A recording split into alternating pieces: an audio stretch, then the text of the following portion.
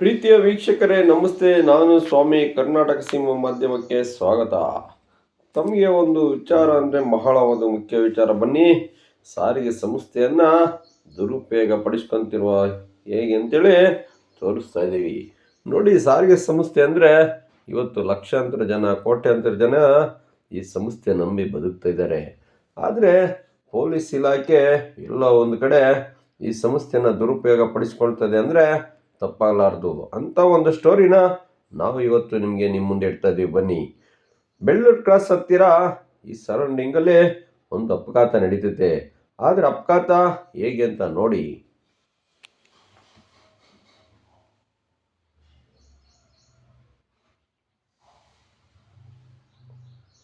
ನೋಡಿ, ಇಲ್ಲಿ ನಿಂತಿರೋ ಟ್ರ್ಯಾಕ್ಸ್ಗೆ ಒಂದು ಬೈಕ್ ಬಂದು ಅಪಘಾತ ಮಾಡ್ಕೊಂತತೆ. ಆದರೆ ಇಲ್ಲಿ ನಡೆಯೋದೇನೆಂದರೆ ಬೇರೆ ಆಗುತ್ತೆ. ಈ ಬೈಕ್ ಅಪಘಾತ ಆದ ಸ್ವಲ್ಪ ಹೊತ್ತಿಗೆ ಬೆಂಗಳೂರು ಕೇಂದ್ರ ವಿಭಾಗದ 5ನೇ ಘಟಕದ ವಾಹನವೊಂದು ಬರ್ತತೆ.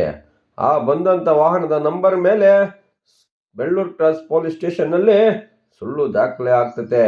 ಸುಳ್ಳು ಕೇಸನ್ನು ಬಸ್ ಮೇಲೆ ಹಾಕಿ ಇವರು ಅಪರಾಧ ಎಂದು ಬಣ್ಣಿಸ್ತಾರೆ. ಆದರೆ ನಿಜವಾಗ್ಲೂ ನಡೆದಿದ್ದೇನು ಅಂತ ನೀವು ಕಣ್ಣಾರ ನೋಡಿದ್ರಲ್ಲ.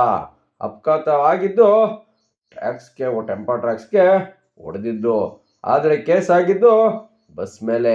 ಇದು ಯಾವ ನ್ಯಾಯ?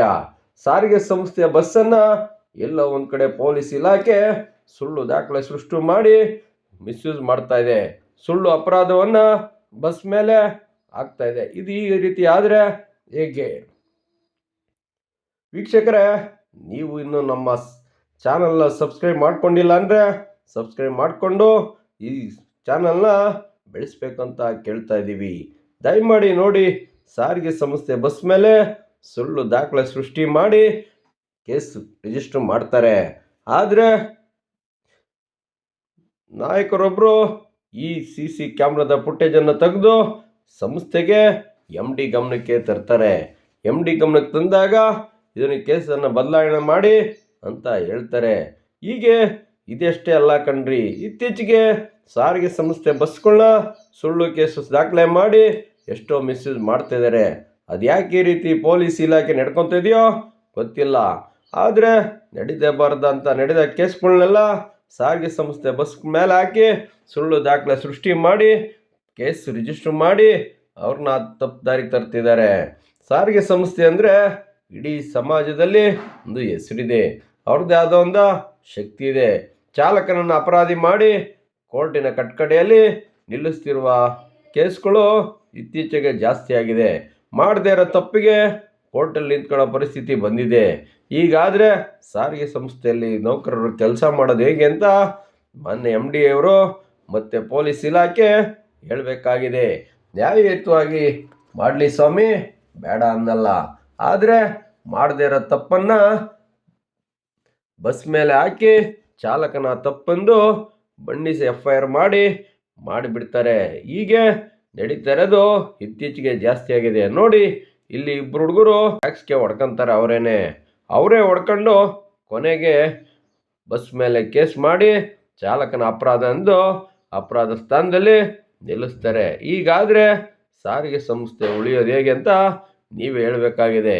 ಇದಕ್ಕೆ ಸಂಬಂಧಪಟ್ಟ ಅಧಿಕಾರಿಗಳು ರಾಮಲಿಂಗ ರೆಡ್ಡಿ ಅವರು ಇದಕ್ಕೆ ಇತ್ತ ಕಡೆ ನೋಡಬೇಕಾಗಿದೆ. ನೋಡಿ, ಇಲ್ಲಿ FIR ಬಸ್ ಮೇಲೆ, ಬಸ್ ಚಾಲಕನ ಮೇಲೆ ಆಗಿದೆ. ಹೀಗಾದರೆ ಚಾಲಕರು ಕೆಲಸ ಮಾಡೋದು ಹೆಂಗೆ? ಸಾರಿಗೆ ಸಂಸ್ಥೆ ಉಳಿಯೋದು ಹೆಂಗೆ? ಸಾರಿಗೆ ಸಂಸ್ಥೆಯನ್ನು ಉಳಿಸ್ಬೇಕಾದಂಥ ಪೊಲೀಸ್ ಇಲಾಖೆ ಸುಳ್ಳು ಕೇಸ್ಗಳನ್ನ ಹಾಕಿ ಬಸ್ ಚಾಲಕರನ್ನ ಅಪರಾಧಿ ಸ್ಥಾನದಲ್ಲಿ ನಿಲ್ಲಿಸ್ತಿದ್ದಾರೆ. ಇತ್ತೀಚೆಗೆ ಕೇವಲ ಇನ್ಶೂರೆನ್ಸ್ಗೋಸ್ಕರ ಇಂಥ ಘಟನೆಗಳು ಜಾಸ್ತಿ ಆಗ್ತಾ ಇದ್ದಾವೆ.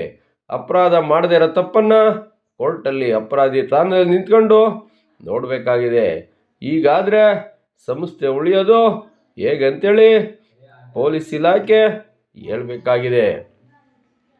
ದಯಮಾಡಿ ಇಂಥ ಪ್ರಕರಣಗಳನ್ನ ನಡೆದಂತೆ ನೋಡ್ಕೊಳ್ಳಿ ಅಂತೇಳಿ ನಮ್ಮ ಮಾಧ್ಯಮದ ಮುಖಾಂತರ ಮಾನ್ಯ MD ಸಾಹೇಬರಿಗೆ, ರಾಮಲಿಂಗ ರೆಡ್ಡಿ ಸಾಹೇಬರಿಗೆ ಕೇಳ್ತಾ ಇದ್ದೀವಿ. ಪೊಲೀಸ್ ಇಲಾಖೆ ಆದರೂ ಇನ್ನು ಮುಂದೆ ಆದರೂ ಅರ್ಥಕೊಂಡು ಇಂಥ ಕೇಸ್ಗಳನ್ನ ದಾಖಲು ಮಾಡದೆ ನಿಜವಾದ ಅಪರಾಧಿಗಳನ್ನ ನಿಲ್ಲಿಸಬೇಕಾದೆ ಕಟ್ಕಡೆಯಲ್ಲಿ ಅಂತ ಕೇಳ್ತಾ ಇವತ್ತಿನ ಎಪಿಸೋಡು ಮುಗಿಸ್ತಾ ಇದ್ದೀವಿ.